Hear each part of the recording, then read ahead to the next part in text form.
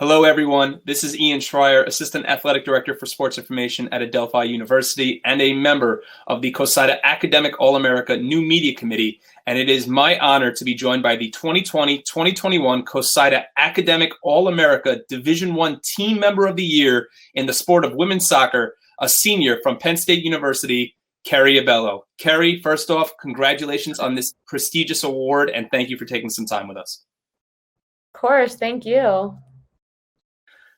You know, I didn't mention this at the start of the in my introduction when I had listed you as a senior, Kerry, but because on the Penn State website I saw, and this is very, very rare, I see in the sport of soccer, it lists you as a defender, a midfielder, and a forward. And I feel like that's not very common in college soccer or really at any level of the sport for that matter. So what has made you such a versatile athlete?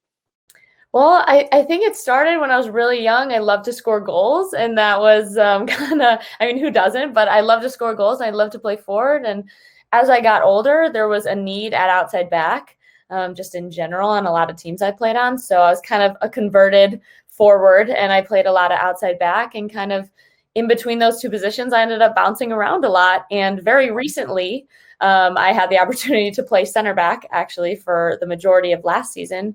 Unfortunately, through injury on my team, and there was a need. And so when you put that all together, I've ended up playing a lot of different positions at different levels. But I would say I was born to attack. I have a nose for the goal. But at the end of the day, I've had some years where I've had to really hone in on my defensive principles. And so that makes me useful kind of all over the field. And I love playing everywhere. I just kind of want to be on the field. I've always said, winning is just as good at any position. So, so that's the story behind that. And especially in a sport like soccer, where backs, defenders, whatever you want to call them, really don't get their just due because there's nothing on the stat sheet. It's not like a sport like lacrosse where you have ground balls and cause turnovers, or a sport like football where you have tackles, Right. And sacks. In a sport like soccer, there's no stat to justify what makes a defender in the sport so great. So that makes it even better, the fact that you had said that you can win from any position. And I think that's just a great attitude about it. Yeah, no, that's so true. And I felt that a lot this past season, going from playing forward to center back. It was definitely a big switch, but I think defenders take a lot of pride in that. And I learned that this season, of doing the dirty work for the team, even when the recognition isn't there. And I think this season, my respect for our defenders went up a whole lot. So that's definitely true. Nothing like marking the opposition's best forward, right? Oh, for sure. It's a stressful job. But we have some pretty good goalkeepers in the back to back us up too. So I have to ask, you spoke a little bit about how you've always had a nose for the ball since you're so young. So where did your love of soccer begin? Oh my goodness. Or when, I should say. Yeah, my love of soccer began, I was kicking a soccer ball when I was 3 years old. I mean, when I could walk, I was kicking a soccer ball, but I was actually a gymnast, a high-level gymnast, before I became a high-level soccer player. And I did both for a long time. But I kind of just did soccer for fun. I just played it like rec league soccer.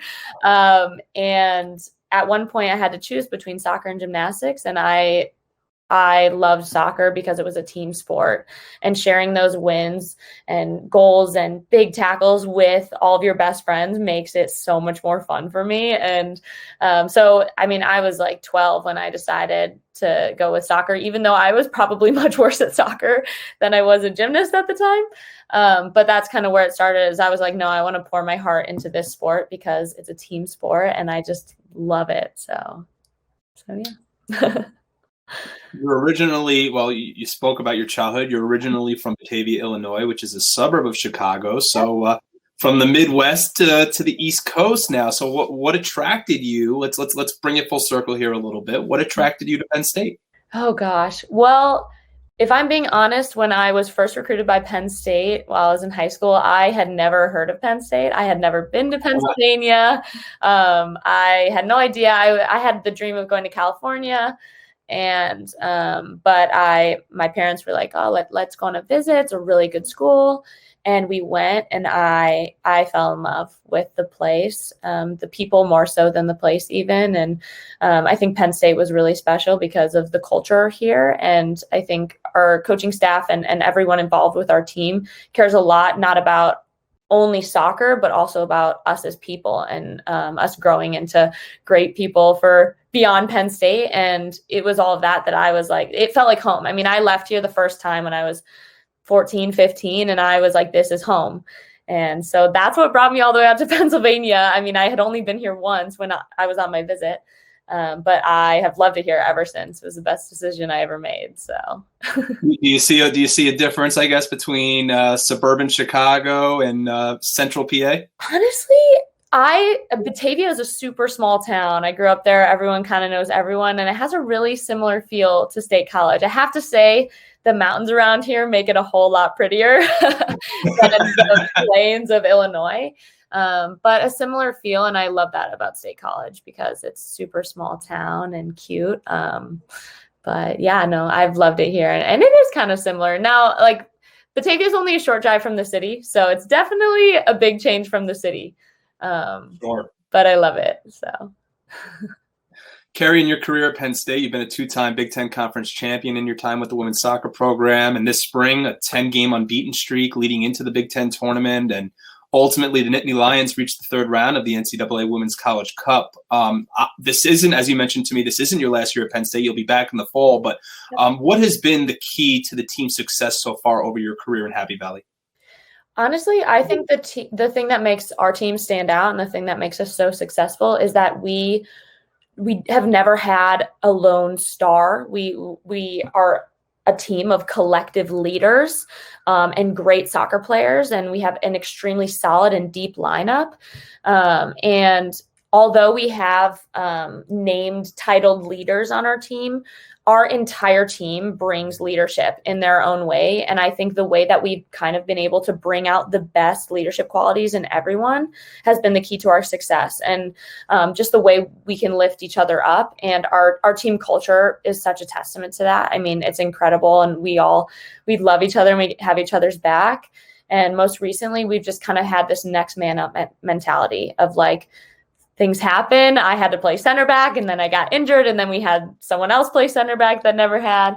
And just our kind of what's next attitude has been really good for us and helped us be really successful. So is the goal a national championship in fall 2021 or what? Absolutely. Absolutely. The goal is a national championship. I mean, it's all we talk about and it's all we work for. I mean, that's always been the goal. It's been the goal since I stepped onto campus as a freshman in 2017. And that's really very real for us. We want the Big Ten. We want the Big Ten Conference and Championship. And we want the national championship. So a clean sweep. Aside from off the field, you somehow, and I think this is just so impressive that you're a dual major, as you mentioned to me, in biological life sciences and Spanish, and have a 4.0 GPA. And this goes back to what I said to you before we started was what makes this process so great about talking to each student athlete and especially each winner is how you all do such an incredible job of not just being so exceptional on your field of play, but also it's so exceptional in the classroom. So how have you found that way? And you've been doing it long enough, but how have you continually found that way of balancing soccer and your studies so well? I think the biggest thing for me is my schedule. I mean, sometimes it is pretty intense. And if I have to say the one thing behind it all is my planner. I have a very extensive planner, and sometimes my days are scheduled down to the minute. But I love it that way. I mean, ever since I was really young, my parents kind of always preached that it was academic first and then athletics later. And I love school. I mean, I love to learn. And so for me, it's prioritizing school sometimes and prioritizing soccer sometimes. And that balance can be tricky. But I think overall, I care enough about both to where I'll do what it takes. And sometimes that is a very detailed planner. And so that's kind of my behind it all. I could not survive without a very nitpicky schedule, but it's worth it and I love it. Organization is the key to success in the classroom and on the field, isn't it? Absolutely. Yeah. And yes, I mean, I have a very, very scheduled day, but I definitely would not have it another way. Like that's how to get stuff done. So. Well, it's shown on the field and in the classroom for you. I mean, you've been a 3-time CoSIDA Academic All-American, a 2-time Big Ten All-Conference player. And then on top of that, you've received academic honors from the conference. You've been academic All-Big Ten. You've received distinguished honors. And now on top of all of that, as a senior, even though you're coming back for the fall, to be named the Division I, the premier academic honoree in terms of Division I women's soccer, at least across CoSIDA and the Academic All-America process. So what does this honor specifically mean to you when you heard you were receiving it? Oh my gosh. That's a loaded question. No, I'm incredibly honored, and it's definitely one of the most special awards for me just because I mean, all of the awards mean so much, and like receiving an academic award or an athletic award, but this one's extra special because it's both. And so much of who I am, like I never want to think of myself as only a soccer player or only a good student. And it's the combination of both that makes me who I am and is what I work hard for. And I love that about me and all my teammates. Like our team as a whole takes so much pride in being student athletes, which is why this award is incredibly special to me, because I think it really embodies just everything I do like day in, day out in my life. And I love that. I love that it's both. So yeah.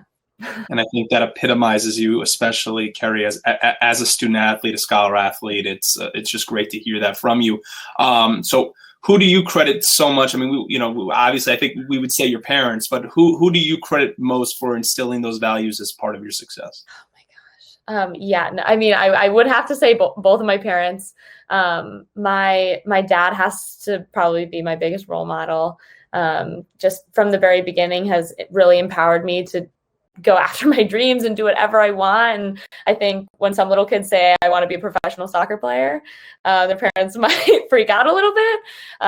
But my parents and my dad especially just was like, you can do whatever you set your mind to, and always supported me with soccer while kind of keeping that tone of school comes first and is so important. And I'd have to say though that before me is my older sister named Kerry Abello. She played softball at the University of Illinois.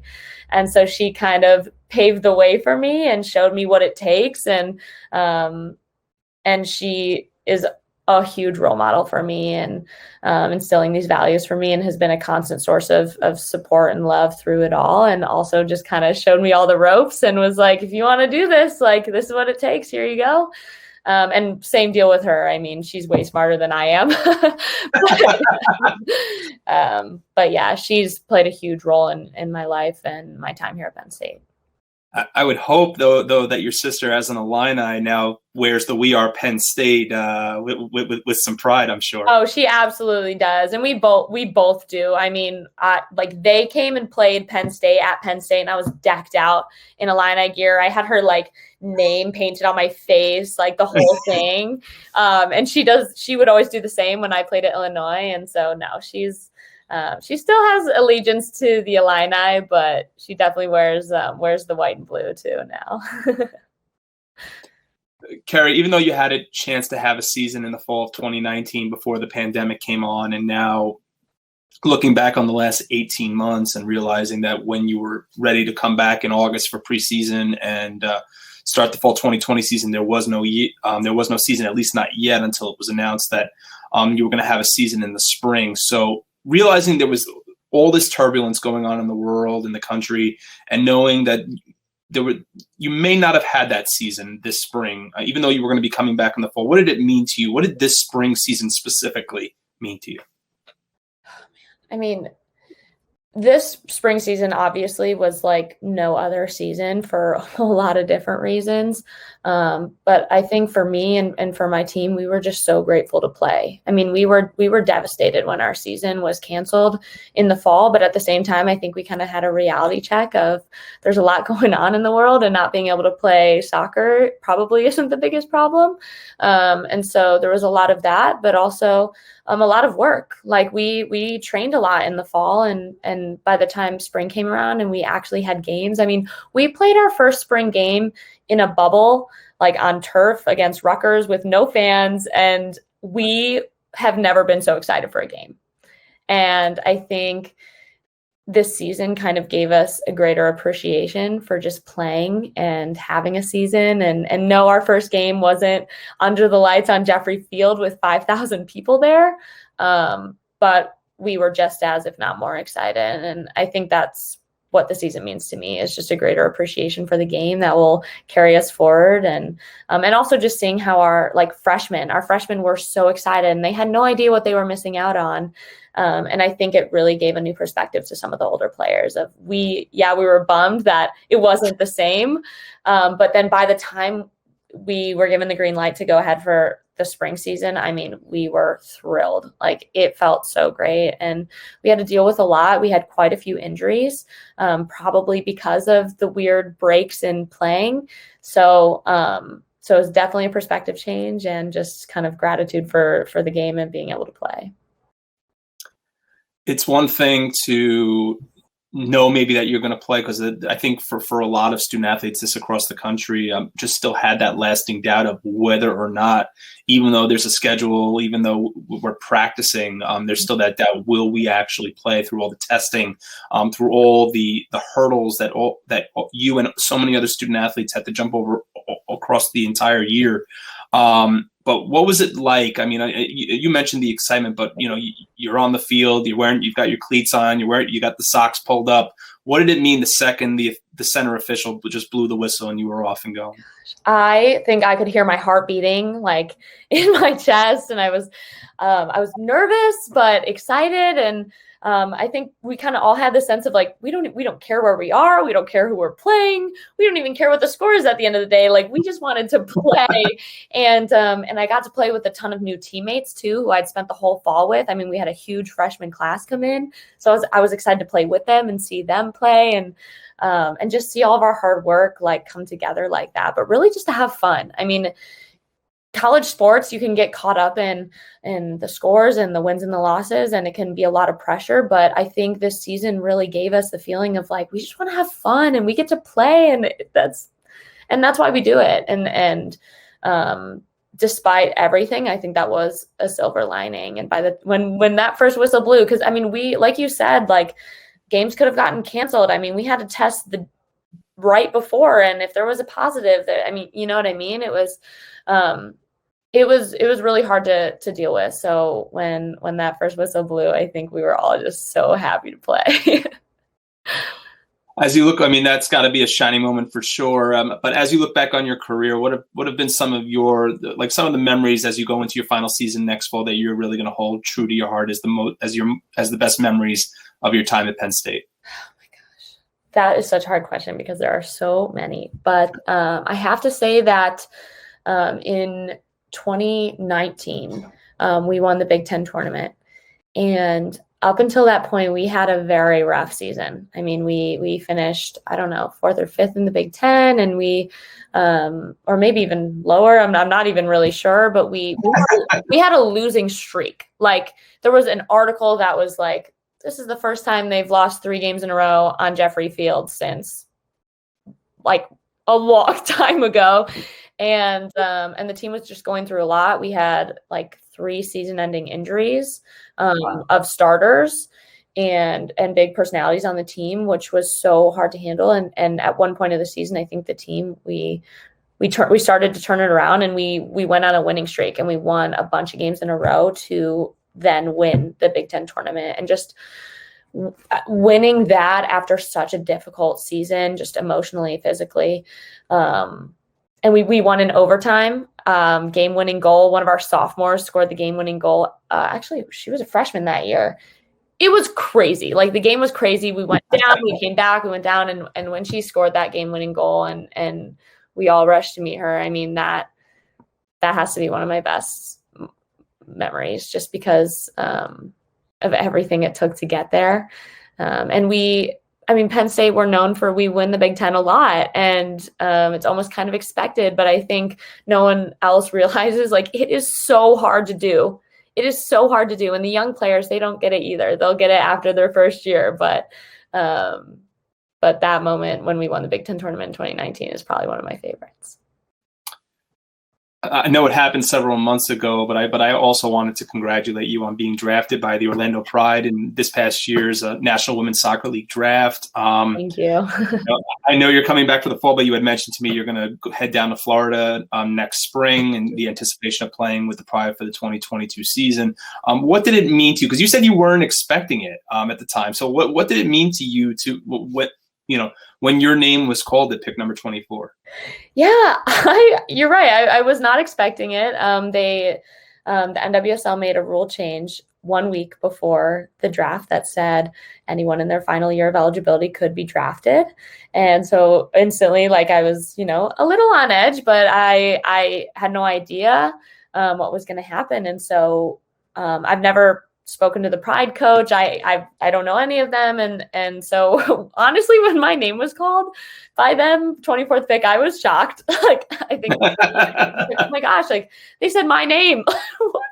What's going on? And I was with my teammates. I was with a group of my teammates here in State College, and they were going crazy. And I was just like, what is happening? Like, this is so wild. But I think it's really special just because it's been getting closer and closer, I'm kind of like, it's becoming more real, just the idea of my professional career and all of that stuff. But I think too, just because I don't know the Pride coach at all, and the fact that he's seen me play and wanted me on his team, I think is really affirming and was really special for me, because I was like, wow, like, he sees something in me, and I get this incredible opportunity. And I get to go live in Orlando, which is crazy. But I think immediately I was very shocked, but overall I'm just feeling really, really blessed and excited to have the opportunity with Orlando and to play with some of the best players. I mean, I can't wrap my head around it. I'm going to have to, like, get over my fangirling for, like, the first week or two of training, because I'm just going to be like, oh, like, Marta, like, can I have your autograph? So I'll have to act cool, but I'm really excited. So. I mean, you sure when Alex Morgan comes calling your name, you're gonna be able to hold it together, or no? What? Absolutely not. Yeah, no, I'll have to totally play cool if Alex Morgan knows my name. A ton of those grades. There's Alex Morgan, Sydney LaRue, and we have some Penn Staters. We have Ali Krieger, plays for the Pride too. So I've met her a few times, and I'm so excited. But yeah, I'll definitely have to play cool. Well, first again, Kerry, congratulations. But as a final follow-up question, with you graduating with 2 degrees, what are your plans? Post professional soccer, post Penn State life. What would you? What are the next steps post soccer in your life for your career? Yeah, so the ultimate goal is to go to medical school. And that's been a big dream of mine since I've been young. And originally the plan was to play professionally for maybe a few years and then go straight through to medical school. But at the same time, I love the game. And at this point of my life, my career, I can't even imagine not playing anymore. And so at this moment, I want to see where my professional career takes me. But I think for now, the ultimate goal is to go to medical school and study to be a doctor. And I'm just as excited about that next chapter of my life, because I have a big passion for that as well. So at some point you'll find me in healthcare. But for now, soccer. Well, I'm going to say this now, just so in case in about 4 to 8 years I see you playing for the Women's World Cup, I'll have your jersey on my back for sure. I love it. Thank you. Well, Kerry, first off, congratulations on this honor. We appreciate you taking some time with us, and we wish you all the best next fall and again in your future endeavors, whether that be playing professional soccer or being a doctor. Really, congratulations. Thank you so much. I appreciate it. Ladies and gentlemen, one more time, the 2020-2021 CoSIDA Academic All-America Team Member of the Year in Division I Women's Soccer from Penn State University, Kerry Abello.